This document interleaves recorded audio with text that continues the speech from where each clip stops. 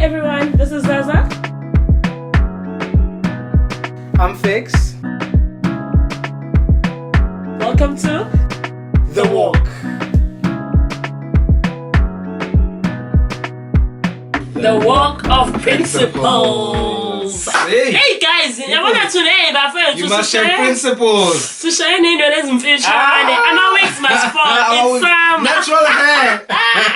talking about principles. Principles. Afunecate. Oh Oh wow. my gosh. The Walk of Principles njaya. Oh, what's that? Manje sibeka kanjani? Sibeka kanjani?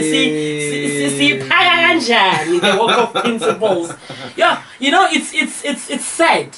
You know, it's sad. And why I'm saying it's sad is because I see it all the time. What abantu they losing A lot.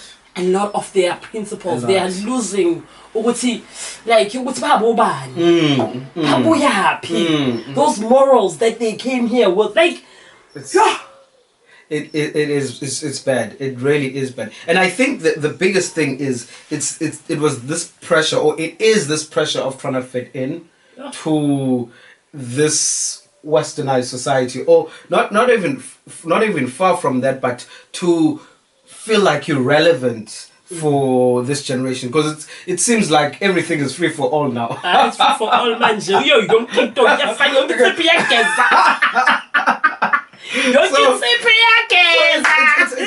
It's a thing of I'd rather sacrifice my principles so that I'm a part of something. So I'm not seen as this rural, unmodern, unprogressive person.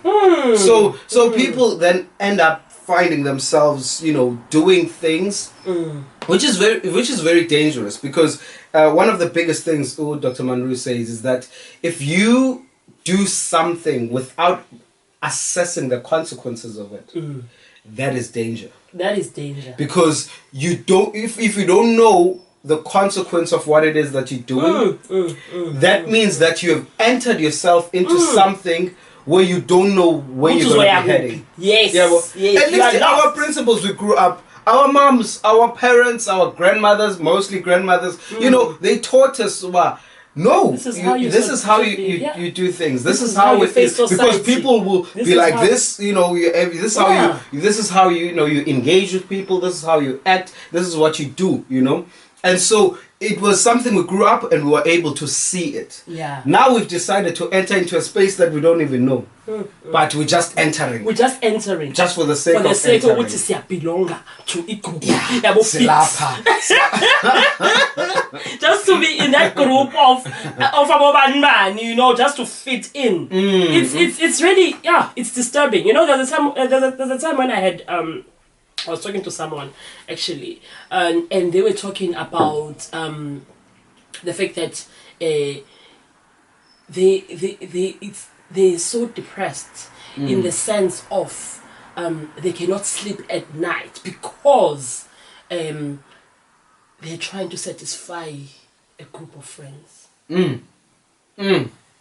You are having to change from being you, because you are trying to satisfy a group of friends. You are trying to fit in. You are trying to place yourself in a group of friends. Instead of saying, hello group of friends, this is Zaza. This is how I am. Operate. This is who Zaza is. Can you, if you don't love me the way I am, bye-bye. I'm good. I'm good.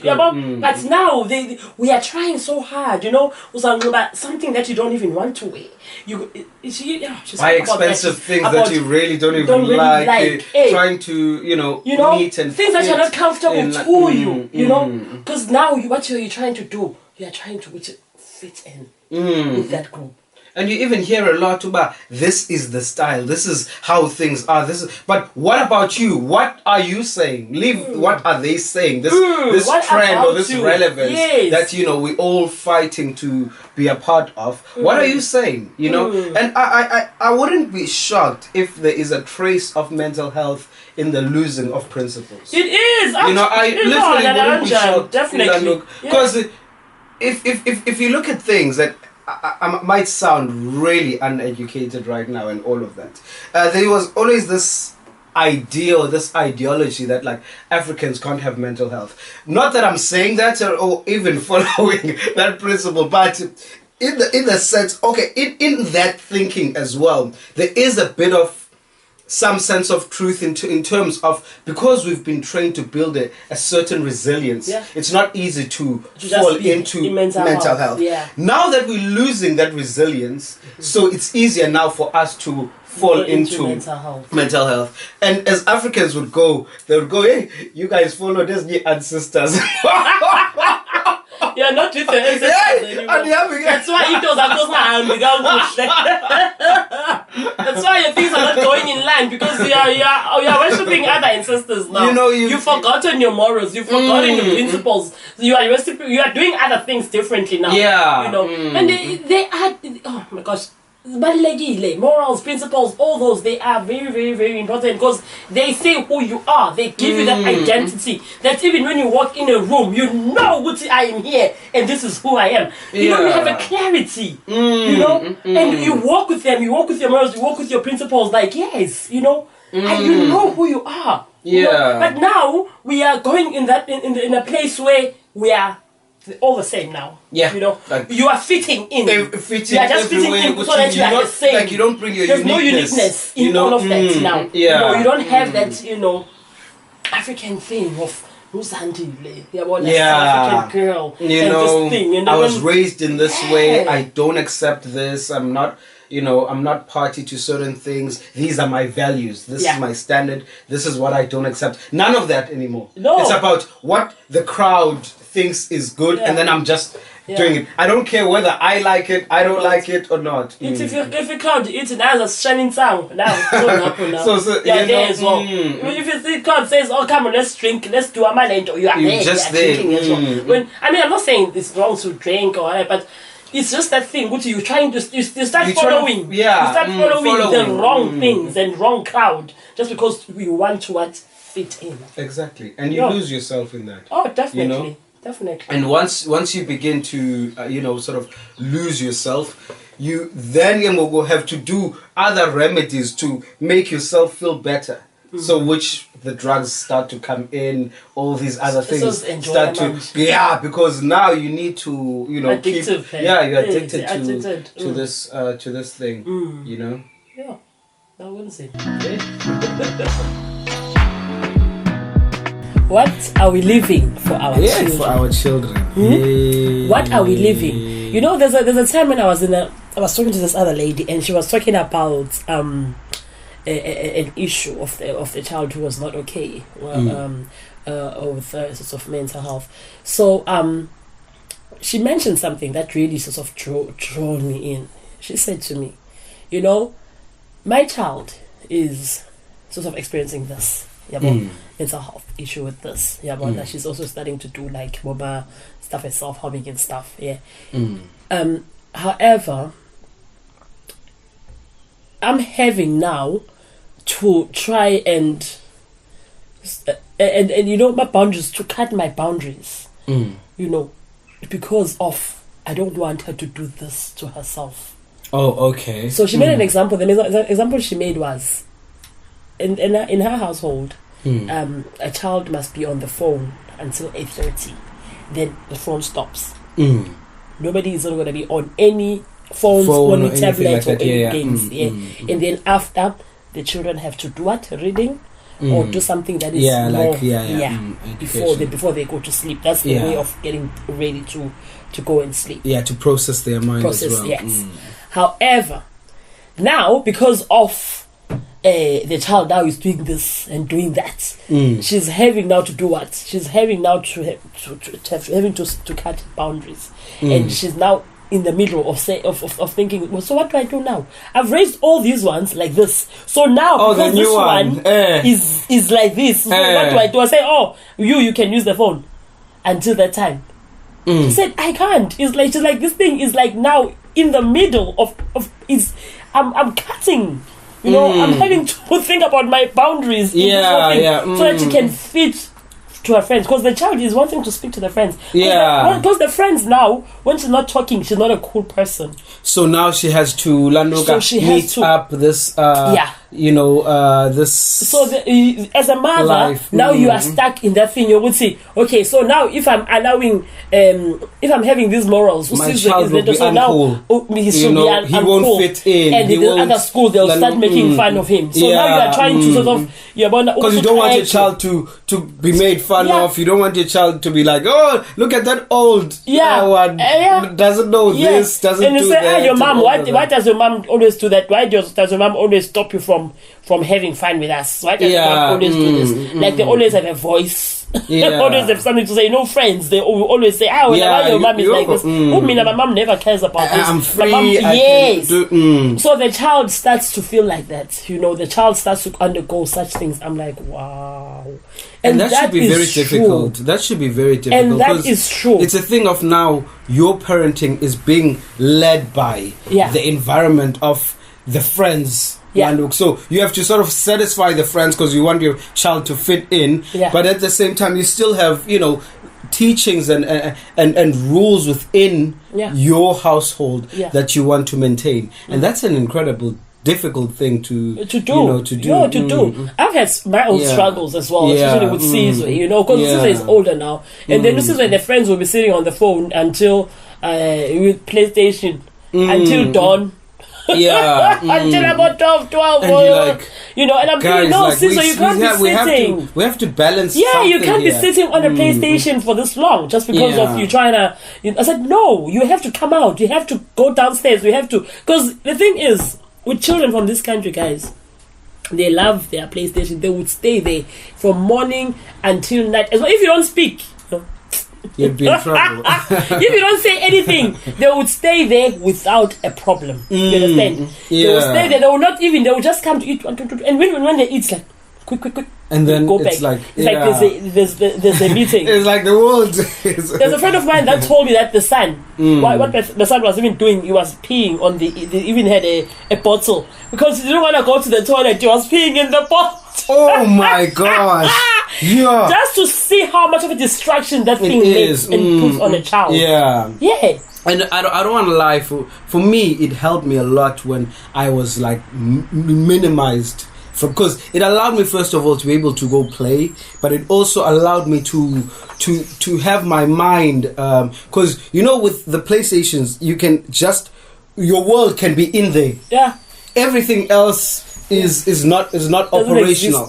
So I remember when I got bought a PlayStation, and it was like whoa, and all of my friends, and I was told no, you're only gonna play it on the weekends, and not just play it on the weekends. There are certain time limits to that. I used to get so frustrated. It took me when I got old and I grew out of PlayStation. Thank God that happened because it was a thing of I don't even want to know what that closing would have been, because now it allowed my creativity to expand. It allowed me to focus on my my studies as well, and all of that. And I think that's so there's a huge benefit into that. But for this generation, I think it's not as easy as you would have spoken to our generation to go like, because it was even new for us this PlayStation thing. Now, even when you go on what you call this, when you go on lunch, when we go with them with these kids, you go to dinner or something like that. There you'd find them. It's the most weirdest thing. I see it. You would find them like this. I remember we were at Ferry Meadows. I think we were at Ferry Meadows and all of that. And I was watching all of the kids. Everyone is like, no, guys. Like, seriously. We are at a place where we should be socializing, and the kids are everyone's sitting there and they are on their phones. So what are we teaching our children? What are we teaching our children? Because we are the ones who are buying these phones. Yeah, we are the ones who are going to buy these PlayStations. And it's a thing of, it's not community as well, because the more community it is into teaching these principles and teaching these values and saying, okay, this is how things are to be. Let's not just focus on our phones. Let's just be able to look at the world and to be look in at the trees and all of that. It needs a team effort, not just I'm the only one doing this. So I'm the it needs a community so that you everyone is able to be sort of fit in and drawn because I always see this, and I see this in books, by the way. You know, when you read, you become more creative than watching a movie. Yeah. Like, there was a friend of mine who said, let's read this book together, you know. So we started reading this book. And then I after finishing the other one, I then went on the third one. So I left her on the first one. And then I went on the second and the third one. So I remember then, you know, she texted me saying, do you know they're making a movie out of this? And I said, no, I'm not going to watch it. Because now it's going to destroy the creative thinking that I created for my own self. You know? Yeah. And so it's a thing of, it creates laziness when you watch, because everything is there. It's done there for you. You just see it. But when you have to imagine for yourself and all of that, you know, you expand your creativity. But here's another dangerous one. There's a thing in South Africa they call, I don't know whether they still do it now, they call it Iskwetane. I think it started in Joburg. Have you heard about it? Oh yes, love for oh my gosh, it's the most sickening thing I have ever. You take alcohol, you make the bottles, you take the money, you turn it. Zaza.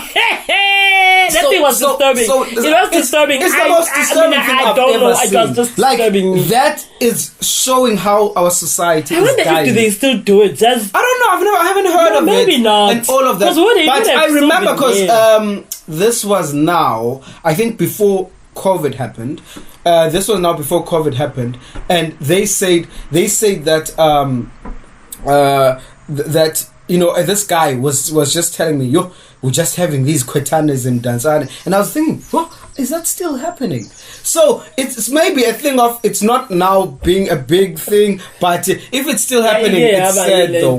So here's the story that made, like, that was the worst. And I was trying to teach my kids this, and I was telling them the story that, so when this kwetane thing happened. And the sickening thing is, these kids live in shacks. They live in, you know, it's not like these millionaire kids and all of that.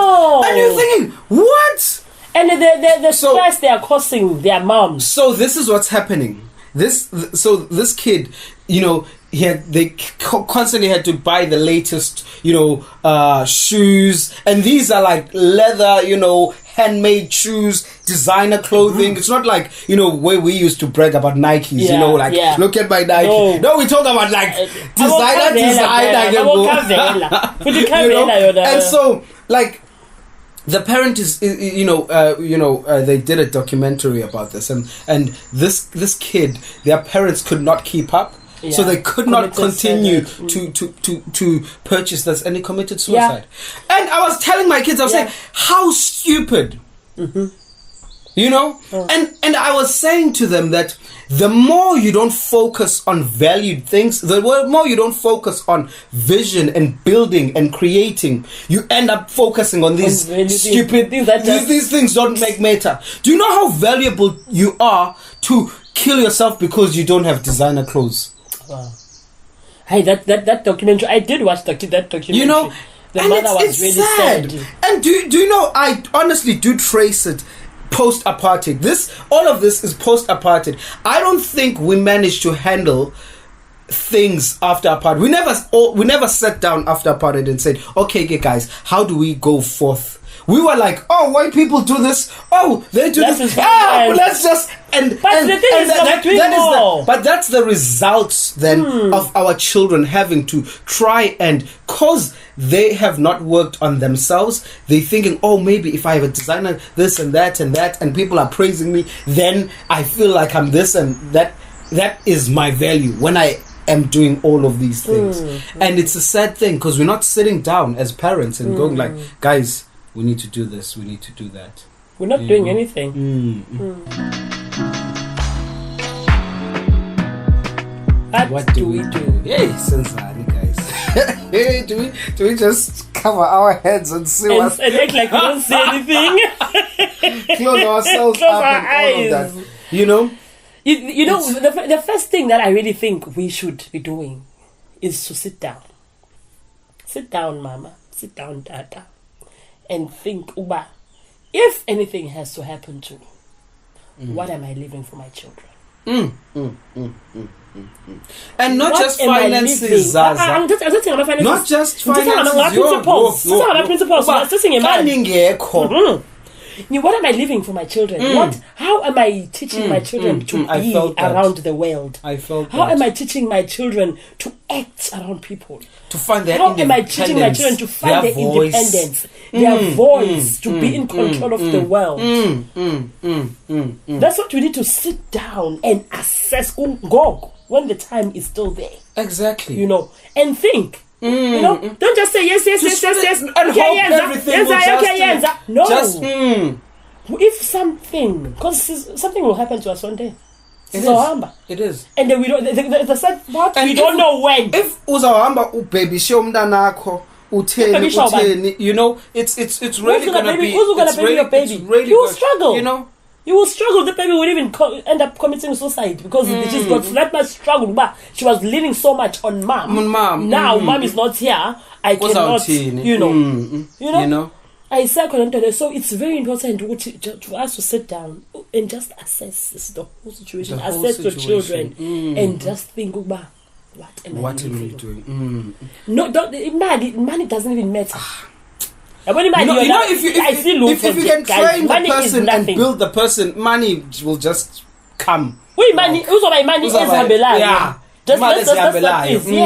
You know, it's very important. You know what the other thing, you know, as parents, in the house, you are teaching your children, this is how you're supposed to act when somebody comes in the house. This is how, those little things. They matter. They matter. How you engage those little things matter. And it's now, we don't think they matter because now, for some reason, we are in England. Yeah. You know, even if your children just come in the house and sit down, not somebody house and not it's okay. Do anything. That's acceptable.